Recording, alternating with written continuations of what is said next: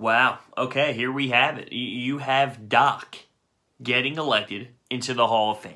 And this guy is just truly special. I mean, totally deserving, obviously. What he did for this city, the type of person he was, the type of family man he was, and the impact that he left on the game and to his teammates, it's special. It's special. And obviously the tragedy that occurred, it was very sad, but he gets honored as a player, as a man, and gets himself elected into the Hall of Fame. I will never forget the postseason here in Philadelphia. He gets an opportunity after a bunch of regular season starts to go out there and perform on the big stage, and he gets a no-hitter.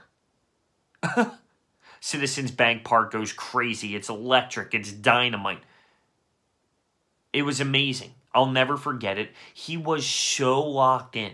So locked in. You have the MLB even putting out a tribute video essentially of him, and Joey Votto gets interviewed, and he's known to be kind of an ass, but he brought out a personality with it, and just admiring what Doc did that day. And it was special. He was talking about his pitches and how locked in and focused he looked, and after the game, understanding what is at stake here. It's one baseball game. He doesn't even care. He's in the locker room, and most people would be thrilled. Oh, I just throw a no-hitter in my first postseason game.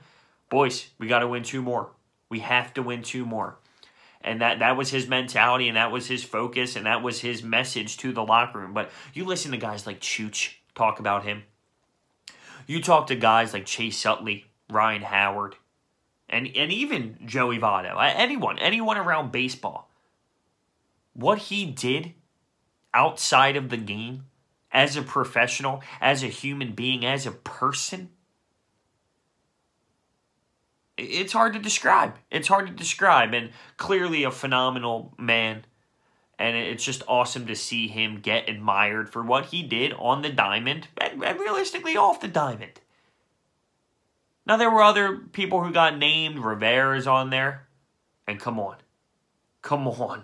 I mean, more guys have walked on the moon than he has let up runs in the postseason. That's ridiculous. The first unanimous Hall of Famer ever picked. And you can argue that there should have been others out there. And I mean, it is what it is. But there's a no-brainer. He's a lock. And it's just awesome to see. Realistically, baseball is always an iffy topic when it comes to the Hall of Fame. You got people who should be, people who shouldn't be, steroids, and no, that can't happen. But this guy's in. I mean, it's all crazy, right? You bet on yourself. There's a ton of asterisks in there, but not with Doc. Not with Doc. I remember those days. Red October, our stretch run, our big juicy runs into the postseason, getting to the playoffs, and crushing the NL East. And he was one of our go-to guys. I mean, listen, our pitching staff was clearly dominant. But acquiring that man, changed the culture in the locker room. You can hear stories about even Toronto and what he did up there.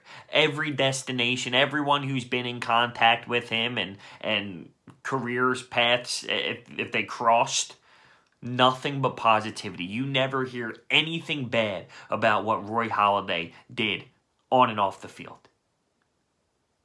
Man, it's truly something special. So I want to admire it. This is me just sitting here saying, thank you, Doc, for everything that you've done to embrace the city, to have the fan base here and love you and love us.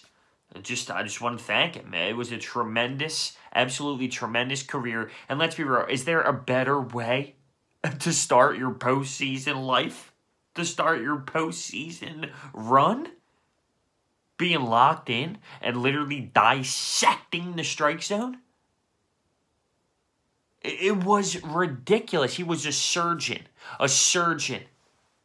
Just dicing up that strike zone. They were talking about it in that little documentary MLB Network put up.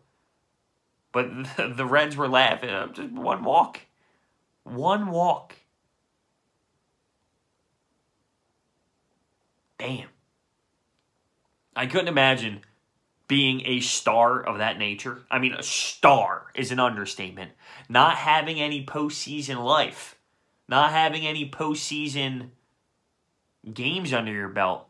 You walk out on Citizens Bank Park. You see the rally tails. You hear the city just getting fired up and ready to go, which I miss insanely, by the way.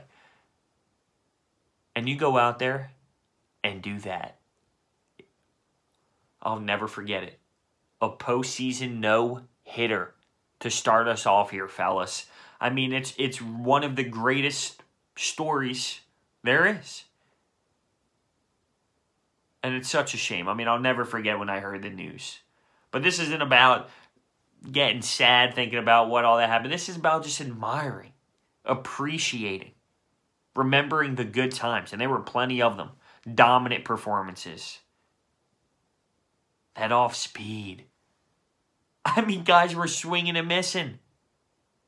Ugly swings and misses on this fella.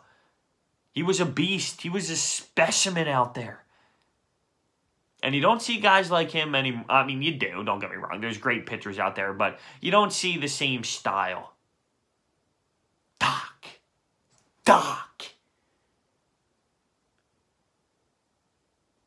And he gets to go into the Hall of Fame. And he will always be remembered. He will never go down here in Philadelphia without being remembered. Hear me out.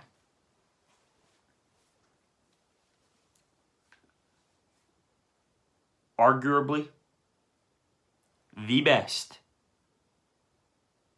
postseason moment in Philly. Now, we win the World Series, I get it. And that could be argued.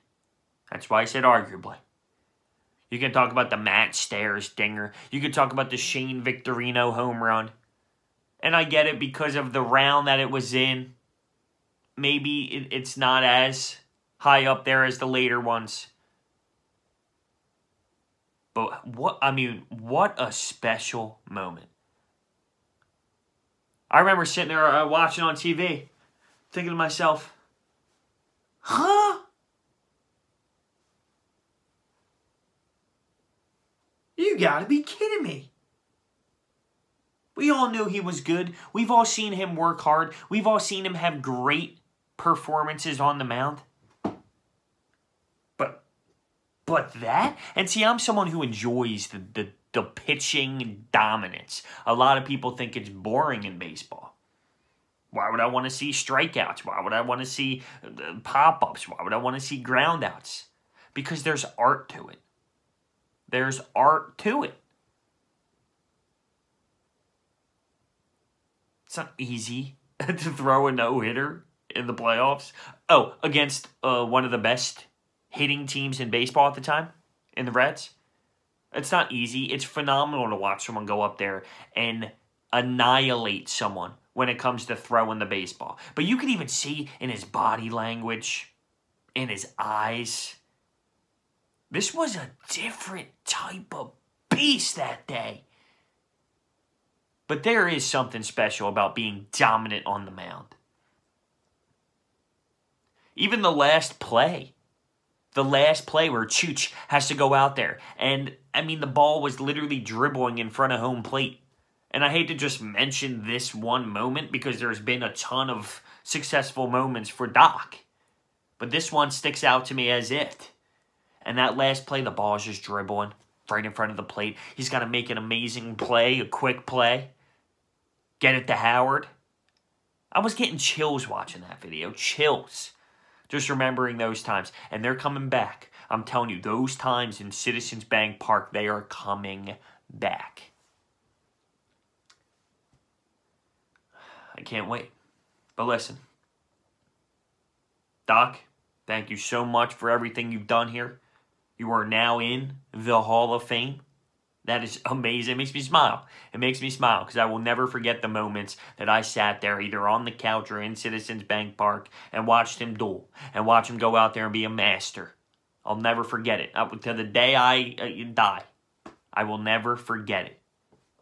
Always go down for me as one of the greatest in Philly's history. Thank you, Doc. What do you guys think down below? See you guys next time.